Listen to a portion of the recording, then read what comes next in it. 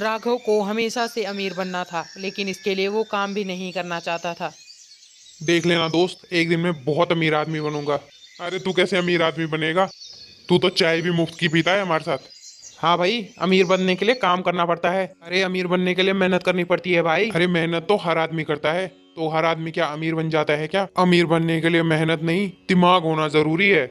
और तेरा दिमाग इस बारे में क्या कहता है? क्या प्लान है तेरा? बस कुछ नहीं यार, एक अमीर बाप की लड़की को फंसाऊंगा, उसके साथ शादी करूंगा और फिर अपने ससुर के पैसों पर राज करूंगा, राज। राघव का अमीर बनने के लिए यही प्लान था। वो दिखने में भी सुंदर था, इसलिए लड़कियां भी उस पर मरती थी। इस बात को कुछ दिन बीत जाते हैं। कुछ दिनों के बाद अपने पिता के कहने पर राघव इंटरव्यू देने के लिए शहर में जाता है। राघव इंटरव्यू में सिलेक्ट तो नहीं हो पाता है, लेकिन वहाँ उसकी मुलाकात उस कंपनी के मालिक की बेटी से हो जाती है, जहाँ वह उससे बात करने के लिए पहुँच जाता है। हेलो, मेरा नाम राघव है। मैंने सुना है आप इस कंपनी के मालिक की बेटी हैं। हाँ, सही सुना है।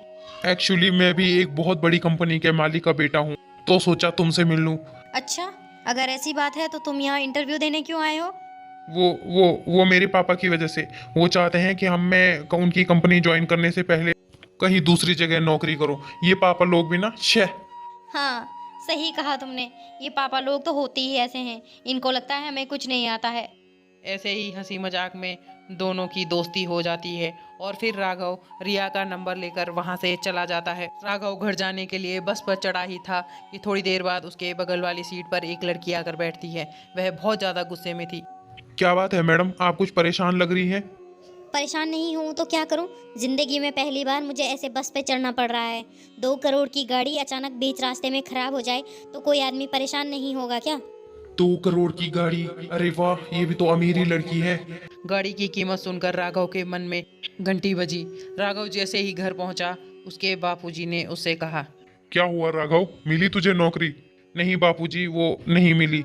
अरे मैं जानता ही था नालायक, तुझे नौकरी कभी नहीं मिलेगी। मैंने अपने दोस्त की बेटी से तेरी शादी तय कर दी है।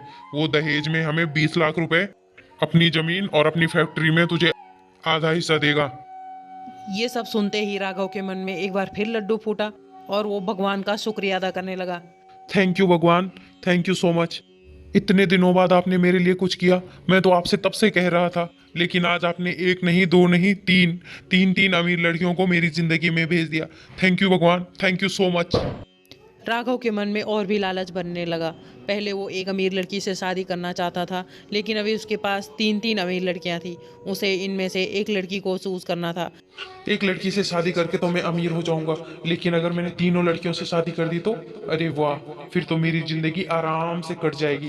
फिर तो कुछ काम करने की जरूरत ही नहीं पड़ेगी, मजे ही मजे हो जाएंगे मेरे। एक शादी मतलब बर्बादी, मैं तो तीनों से शादी करूंगा। राघव रिया और सानवी से फोन पर बात करता रहा और लगातार उन दोनों से झूठ कहता रहा। मैं तुमसे बहुत प्यार करता हूँ, लेकिन मेरे पापा इस शादी के लिए नहीं मानेंगे। वो बहुत ज्यादा अमीर है ना, इसीलिए वो अपनी बरादरी की ही किसी लड़की से मेरी शादी करवाना चाहते हैं। लेकिन चलो हम दोनों चुपके से शादी कर लेते हैं। उसके बाद राघव ने अपने पिता की दोस्त की बेटी अंकिता से यहाँ शादी कर ली और शहर जाकर रिया और सानवी के साथ भी अलग अलग दिन में शादी कर ली।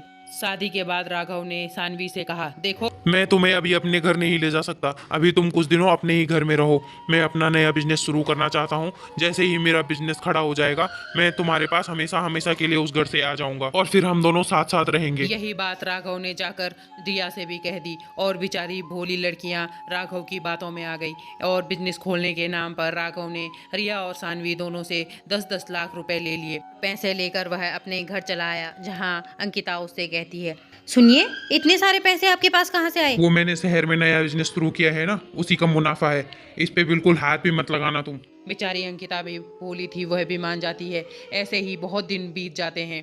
राघव शहर जाता तो कुछ दिन रिया के पास रुकता, कुछ दिन सानवी के पास, और घर आते वक्त दोनों से पैसे मांग ले आता।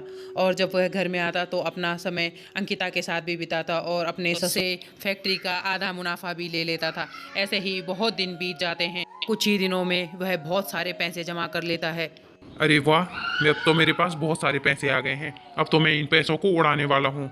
तब राघव अपने लिए महंगा फोन, महंगी गाड़ी और एक अच्छा सा घर भी बना लेता है और हर शाम गाड़ी चलाकर उसी दुकान के सामने से जाता जहां उसके दोस्त उसे देख पाए कि वह कितनी महंगी गाड़ी चला रहा है। उसके दोस्त ये सब देखने भी लगे और बातें भी करने लगे। इसका सही है यार, इसने जैसा बोला वैसा किया, और हमें देखो, हमें हर रोज अपनी जिंदगी की जंग लड़नी पड़ती है। अरे भाई देख, हम अपनी मेहनत की खाते हैं। मुझे तो लगता है ये राघव जरूर कुछ न कुछ झोल करता है, नहीं तो दहेज के पैसों से इतनी महंगी गाड़ी और इतने ठाट बाट बिल्कुल हो नहीं सकता। कोई बात नहीं, जैसा बोएगा वैसे काटेगा, अपने ही बिछाए हुए जाल में किसी दिन जरूर फंसेगा। लेकिन राघव अपने आप को लेकर बहुत कॉन्फिडेंट था। वह सोचता था, अंकिता कभी शहर नहीं जाएगी क्योंकि ये गांव की लड़की है, और रिया और सानवी कभी गांव में नहीं आएंगे, और मेरा धंधा ऐसे ही चलता रहेगा। राघव का कॉन्फिडेंस ओवर कॉन्फिडेंस में बदल गया था और धीरे धीरे रिया और सानवी को भी उस पर शक हो गया था। ये राघव मुझे कभी अपने घर क्यों नहीं लेकर जाता है? उधर सानवी भी सोचने लगी। ये राघव मुझसे इतने पैसे ले जाता है, लेकिन इतने पैसों का करता क्या है? उधर अंकिता सोचने लगी, ये हर रोज शहर जाते हैं, ऐसा कौन सा बिजनेस करते हैं, मुझे तो कभी कुछ नहीं बताते। अंकिता ने सोच लिया कि अब वह राघव के साथ शहर जाएगी। और उधर राघव को नहीं पता था कि रिया और सानवी बचपन में एक ही स्कूल में पढ़ा करते थे। एक शाम एक पार्टी में रिया और सानवी की मुलाकात होती है और बचपन की दोस्ती याद आ जाती है। अरे रिया, तुझे पता है मैंने शादी कर ली है? अरे वाह, लेकिन मैंने भी शादी कर ली है सानवी। अच्छा, कल मेरा पति मुझसे मिलने आने वाला है, तो मैं तुझे उसे जरूर मिलवाऊंगी कल। लेकिन हमने चुपके से शादी की है यार। अरे तू ऐसा बोल रही है, हमने भी चुपके से शादी की है और मेरा पति भी मुझसे मिलने कल आने वाला है। यहीं से राज खुलने की शुरुआत हुई। अगले दिन सुबह सुबह राघव शहर आने के लिए घर से निकला तो उसके पीछे चोरी छुपे अंकिता भी उसका पीछा करके शहर आ गई। और उस दिन शहर आकर राघव सबसे पहले रिया से मिला। रिया ने राघव को अपनी सहेली के बारे में बताया और राघव उससे मिलने के लिए तैयार हो गया। वह नहीं जानता था कि वह सहेली और कोई नहीं बल्कि सानवी है। रिया राघव को सानवी से मिलवाने के लिए ले आती है। ये देखो सानवी, ये मेरे पति राघव है। ये तो क्या बोल रही है रिया? ये तो मेरा पति राघव है। अरे अब तो मैं मर गया यार, ये क्या हो गया? तभी दौड़ती हुई वहाँ अंकिता भी आ जाती है। ये तो मेरे पति हैं। अरे तुम यहाँ क्या कर रही हो? अच्छा, तो अब मुझे सब समझ में आ रहा है। तूने पैसों के लालच में आकर हम तीनों से शादी की है। तुझे तो मैं छोड़ूंगी नहीं। तूने हम तीनों को धोखा दिया है। मैं भी तुम्हें माफ नहीं करूंगी। ये लो। तब तीनों ने जमकर राघव की बहुत ज्यादा पिटाई की और पुलिस को वहां बुला लिया। पुलिस ने धोखाधड़ी के जुर्म में राघव को गिरफ्तार कर लिया और राघव की बाकी की जिंदगी जेल की कैद में गुजरी। ऐसे ही एक लालची इंसान की जिंदगी खत्म हो गई। सीख, लालच इंसान को बर्बाद कर देता है। Like, comment, share and subscribe.